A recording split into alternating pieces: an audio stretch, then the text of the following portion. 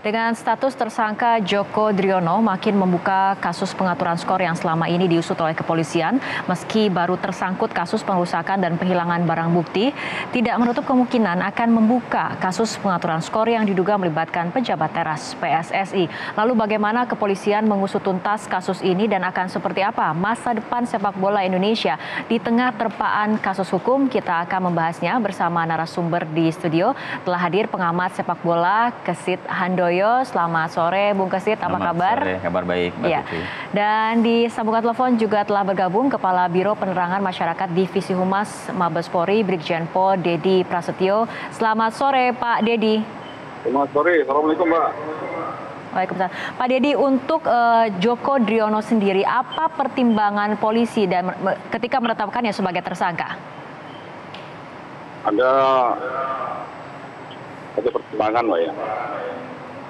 Pertimbangan yang pertama dari hasil gelar perkara terkait menyangkut masalah 3 tersangka yang melakukan pengerusakan, kemudian mengambil barang di tempat di TKP yang sudah dipolisilain oleh Satgas.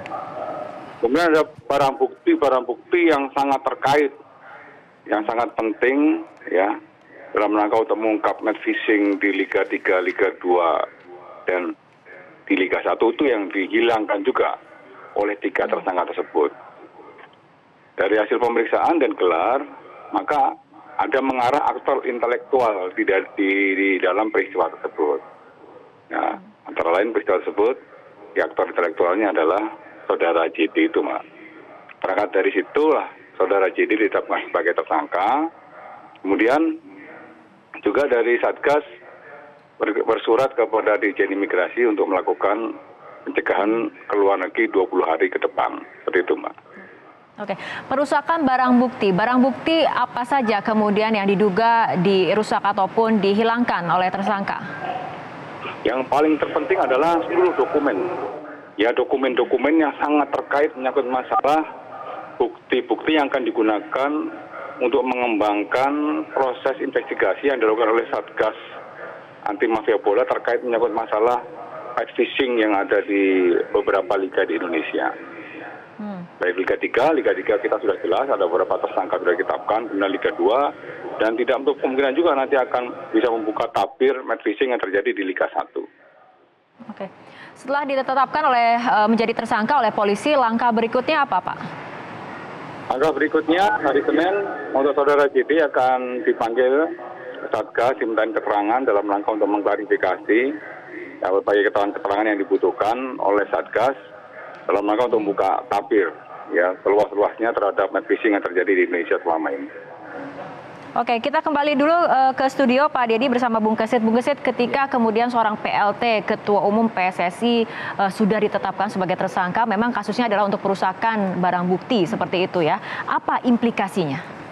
Iya, yang pasti bahwa pada saat ini apapun tuduhannya, apapun dugaannya bahwa PLT Ketua Umum PSSI Pak Joko Driono sudah dinyatakan sebagai tersangka. Betul. Ya.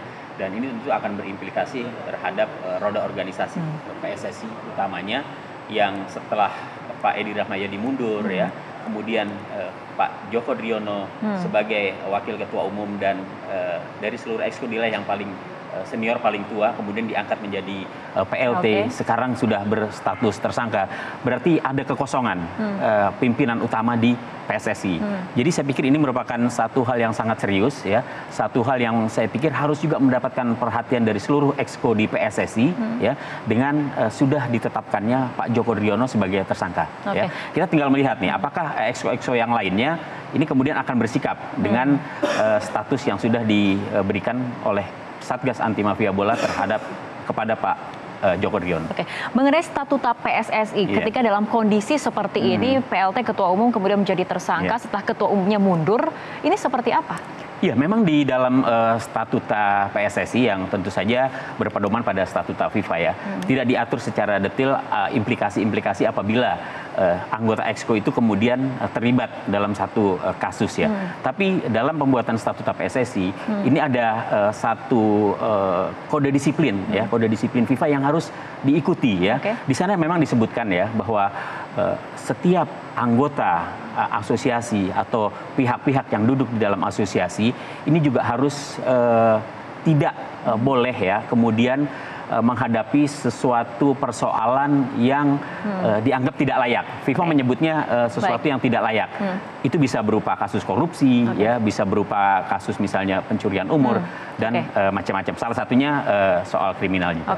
Itu tadi implikasinya terhadap roda organisasi. Tapi bagaimana kemudian yang berhubungan dengan masa depan PSSI dan juga sepak bola? Kita akan membahas mengenai hal ini, Bung Kesit dan juga Pak Dedi. Tapi kita harus tahan dulu. Kita ikuti jeda berikut usai kumandang azan maghrib.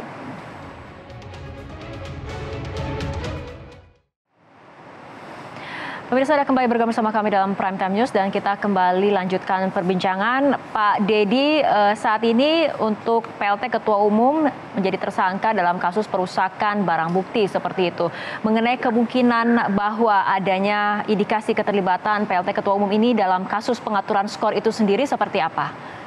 Ya, jadi memang dari dasar laporan polisi saudari Lasmi terhadap pertandingan sepak bola PS Banjarnegara itu sudah terungkap beberapa kali pertandingan itu terjadi match fixing. Barang bukti yang kemarin dicuri kemudian dirusak, ya itu sangat terkait ke arah situ, Mbak.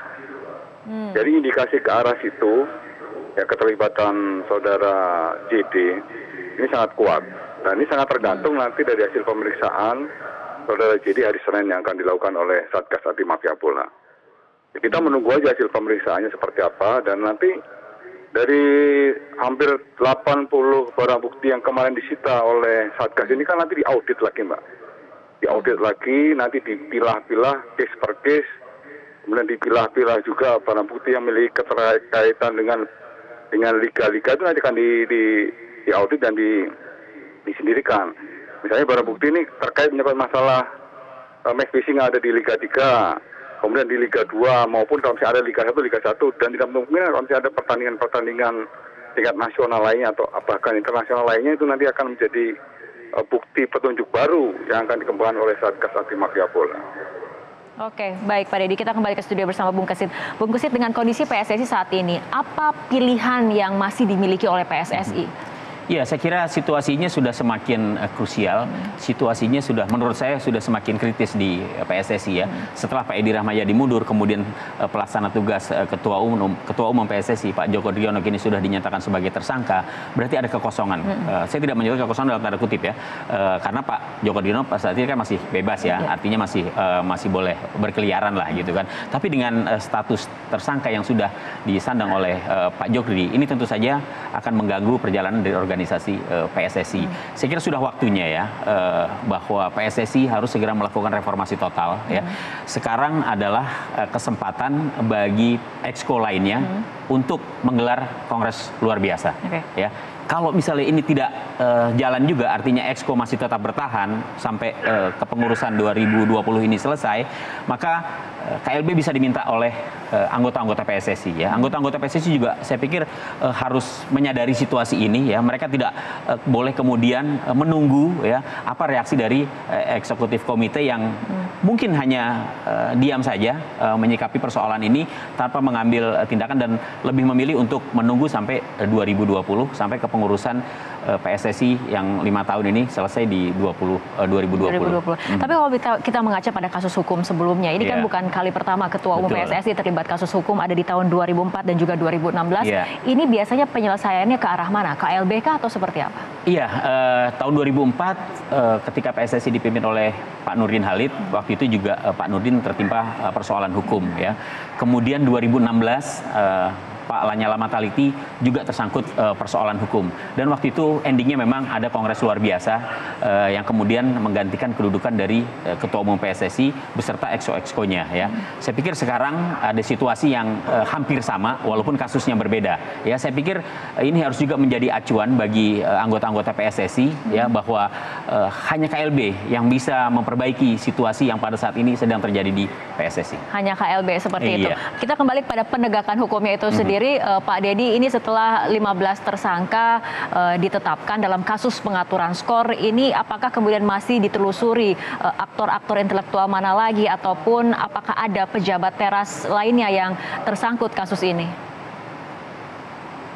Baik Mbak, jadi tadi dari Kasatgas anti mafia bola sudah menyampaikan bahwa dari hasil pemeriksaan yang sudah dilakukan secara maraton, kemudian dari hasil audit dan analisa barang bukti yang saat ini sudah disita oleh Satgas, tidak untuk kemungkinan Mbak.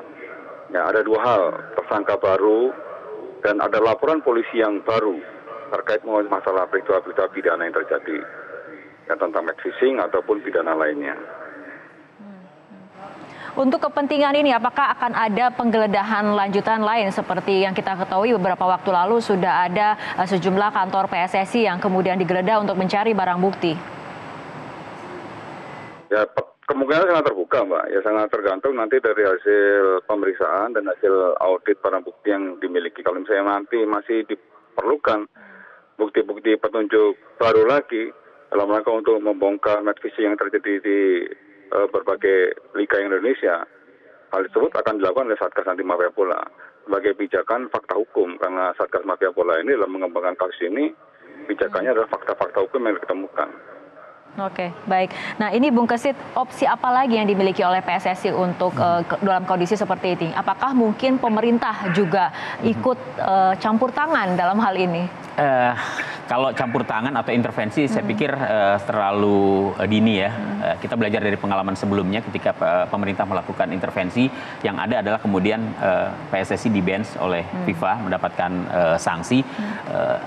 Pada situasi sekarang ini, saya kira pemerintah hanya mencoba untuk mengingatkan saja ya, sepertinya tidak akan melakukan intervensi untuk kedua kalinya seperti tahun sebelumnya ya, ketika PSSI mendapatkan sanksi dari FIFA. Saya pikir itu upaya terakhir gitu ya, dan tampaknya sih tidak akan dilakukan oleh pemerintah ya. Dalam beberapa kali kesempatan saya mencoba untuk berbicara dengan pihak pemerintah, tampaknya hal itu tidak akan dilakukan.